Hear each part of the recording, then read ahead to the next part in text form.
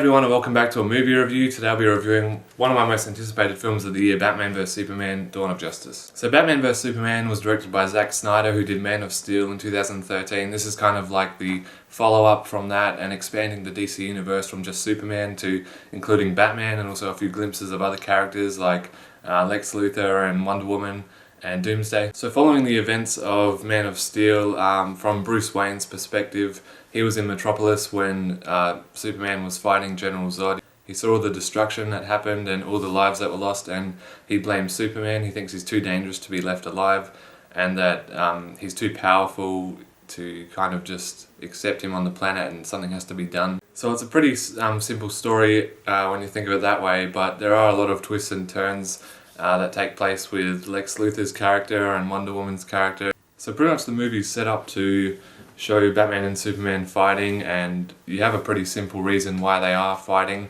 and it's hard to imagine how Batman could face off against Superman when he's this guy from another planet. He's kind of like an alien and he's kind of invincible.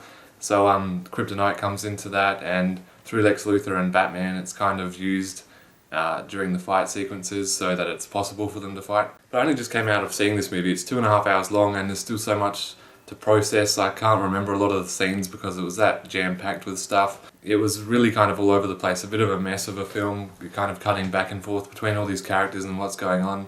So it was tonally inconsistent, but it was still quite an enjoyable and entertaining film. It had that Zack Snyder look. If you've seen any of his previous films, especially Man of Steel and Watchmen, he really makes the film look good.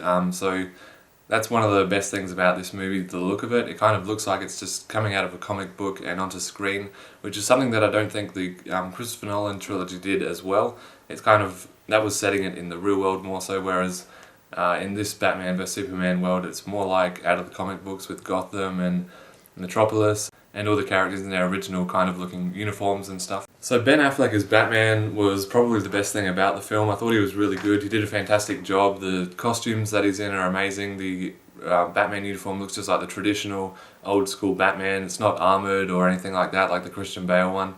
But he does have this really tough armour suit that looks fantastic as well, and that's the one that he can use to fight Superman in. Henry Cavill came back as Superman from Man of Steel, and he did really well in this film also, though it kind of focused more on Batman's story because he's the new character entering this. Well, we've already established Superman in the previous film, but he was still really good in my opinion.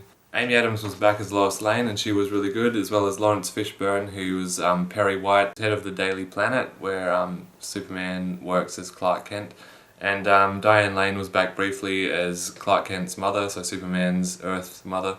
Jeremy Irons played the new Alfred Pennyworth, so Bruce Wayne's butler, and he was really good in the film. He's not really like the old butler like Michael Caine or the previous Batman films from the 90s. Jesse Eisenberg as Lex Luthor was one of the casting choices, probably the biggest casting choice that I didn't think would work, especially even after seeing him in the trailers. I just thought that he was a bit too over the top for his character and I just didn't think it would really work. But after seeing the film, he was probably one of the biggest surprises because I wasn't actually annoyed by his character too much. And I thought he did quite a good job of playing his character. He did go over the top in a few scenes, but for the most part I think he was really well cast actually. There's a giant fight sequence towards the second half of the film. Obviously Batman and Superman are facing off, but then something has to click for them two to join up and kind of form the very beginning of the Justice League.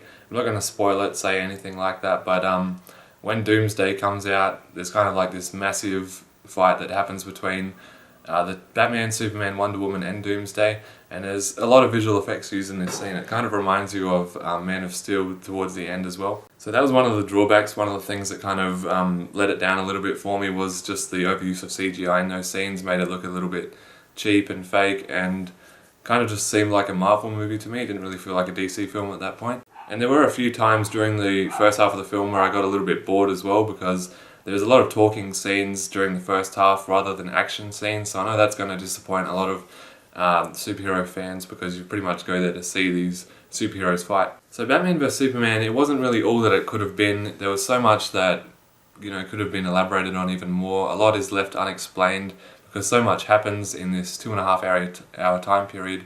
I think we'll probably get explanations in the Justice League films coming out in the next few years, but For now, it just is kind of like a big mess, but at the same time, it's still an enjoyable and entertaining film. So we've got Hans Zimmer back doing the music again, just the really big, epic kind of score that we're used to from him, as well as Junkie XL, who did Mad Max Fury Road, so they're working together on the film, and that was a good addition. I think it just added a bit more to it.